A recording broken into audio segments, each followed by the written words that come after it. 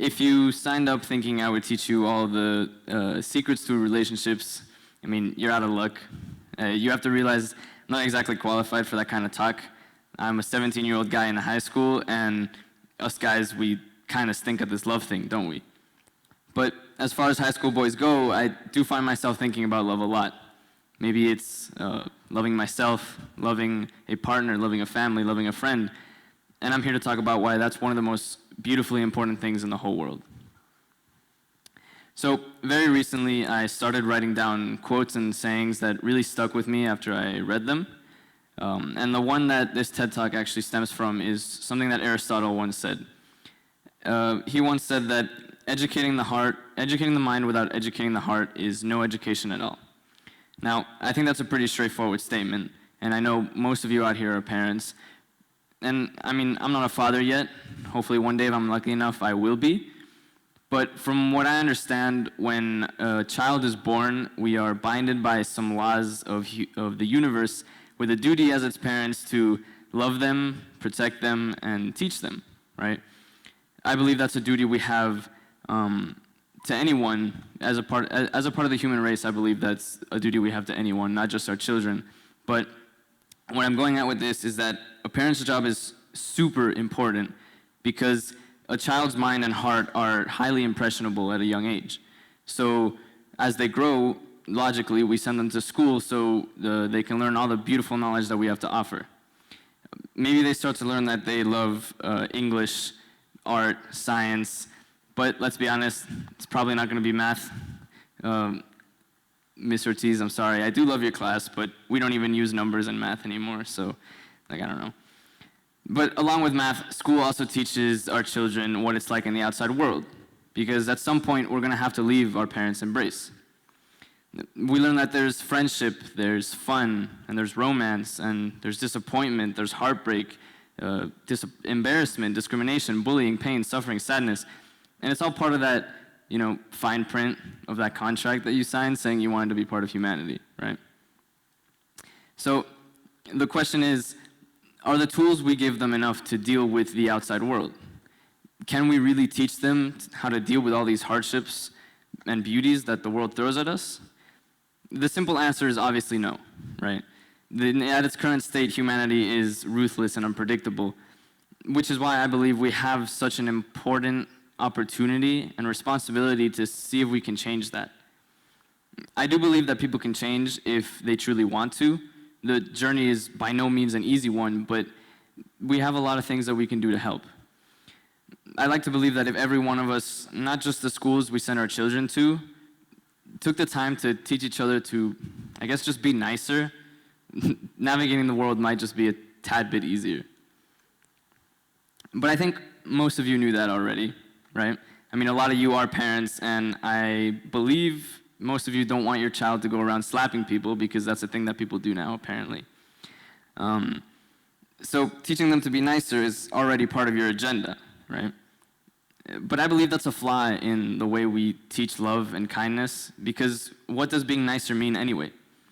Is it not just a facade to get people to like you more, right? So instead of teaching your kids to be nicer, start by teaching them things like communication, trust, compassion. But for today, let's start with something like empathy. So being empathetic is to put yourself in other people's shoes. I believe we've all heard that analogy before. In order to help people and give them the love they need, we need to understand what they're going through to the best of our abilities and see what we can do, right? Sometimes even the smallest things help. A single dollar, a simple hug. But something to keep in mind is that there's a difference between helping someone because you understand what they're going through and helping someone out of sympathy or pity. Most of us understand this concept, I think, but there are also some people who take empathy to the extreme. And myself included, understanding what somebody is going through only pushes me to want to help them more. But sometimes you can't, right? Because it's way too far out of your control. You can't go around feeling like you need to help everyone and fix everything, because you're just going to knock yourself out and not get anywhere. What I'm trying to show you here is that that's what empathy is and what we need to teach it to be. It does mean to understand someone and help for the right reasons, but there's a balance that you need to strike, right? You may not always be able to light up somebody's world, so you just have to be content with sitting with them in the dark. For this next part, I'd like to talk about my own life, specifically my time as a student athlete. This semester, I've been given the privilege and the honor to be a player on Nido's very own varsity basketball team. Now, that's a dream I've had for a while because I do think basketball is one of the most beautiful sports out there. Basketball represents all of what educating the heart really means. It encompasses commitment to yourselves, to your team, to the game, in order to understand it and get better. It requires you to know the game. It requires you to know yourself. It has those ups and downs that you need to learn to live with in life. But most of all, it's love. The team brotherhood doesn't exist without loving each other, without loving what life has to offer, without loving waking up at 5 a.m. on Wednesdays to practice and get better, and without loving each other enough to move past mistakes when they're made. As for my spot on the team, well, I'm still figuring that out. Over the course of the semester, I've become more comfortable with my position after some pressure has been lifted off of me. And it's not that I can't handle the pressure, it's that I now have a team behind me, and I understand that it's not all about me. And that's a little thing I like to call trust. It's another really important thing about the love that we should strive to teach. People need to be more trusting of one another. In the case of something like basketball, there's a big difference between trusting enough and playing as a unit to playing as individuals, right? Basketball is a selfless sport. Yes, you can take a good shot, or you can trust your team enough to take a really good shot, a great shot. And I'd say life outside the game is pretty similar, a little bit more complicated, obviously, but it's one of the most terrifying things to do, but if we all learn to let the good people in, I think everybody will benefit. And it's not like we need to wear our hearts on our sleeves, but we all deserve to have someone who has our back, and it can't be too hard to have somebody else's.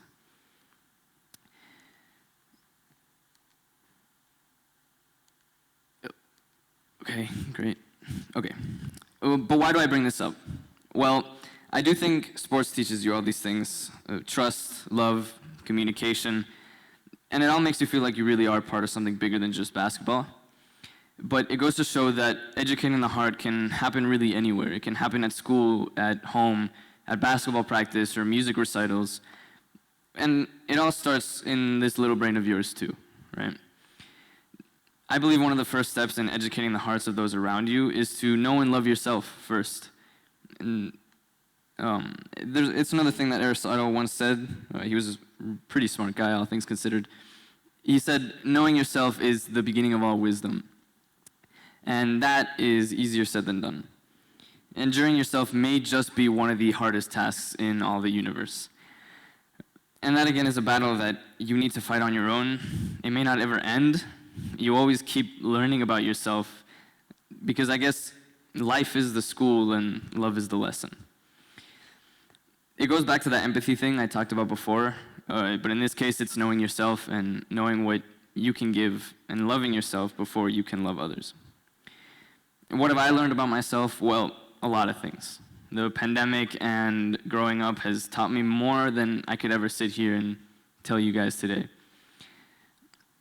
But one of the things that I figured out is what I fear the most.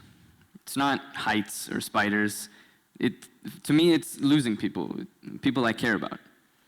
I'm talking about death, I'm talking about friendships and love interests and having to see people change and grow apart from me, which is tough because I do go to an international school where that happens really quite often. But change is a part of life. It's the only constant of life. And the only way we can educate the heart on something so painful is with time. I'm young, and I foresee many heartbreaks and funerals coming my way. That's just how life works, and you have to learn to accept it. And like everyone, I do hate those feelings, the powerlessness, the guilt. But it's also completely natural, and it's not something you can teach people to get over or avoid. The only thing we can really do is teach people to embrace it. Be there when they need you, and remember that grieving for something you lost isn't so bad because we're human. We lose things because we have things to lose. And well, what is grief anyway, if not love persevering? Maybe some people just aren't as loving as I am, or they express it in different ways, and that's all been a process in me figuring out myself and how I treat others. No matter what, I believe everybody deserves love, and I guess educating the heart is more difficult than it may seem at first. How else can we give love if we don't educate ourselves and others about it?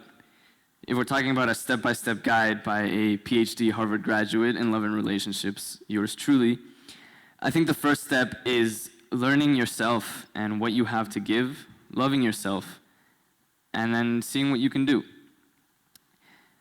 I think it's a hugely important step that often gets overlooked, because if you start to overgive, then you start to lose importance on yourself. And if I can leave you with anything after this talk today, it's that each and every one of you is one of one. There is no need to be humble about that. So make sure you don't lose yourself, because there's nothing else like you in the universe. Make sure you love and respect yourself before you can love others. As for the steps following, well, really, what do I know, right? You have to recognize, I think for these things, it's best not to plan too far ahead, because life is not that simple, and it's a constant battle between what you know and what you feel. But you can always teach love. You can always teach kindness, empathy, trust, communication. And if you start doing it young, I think time teaches all.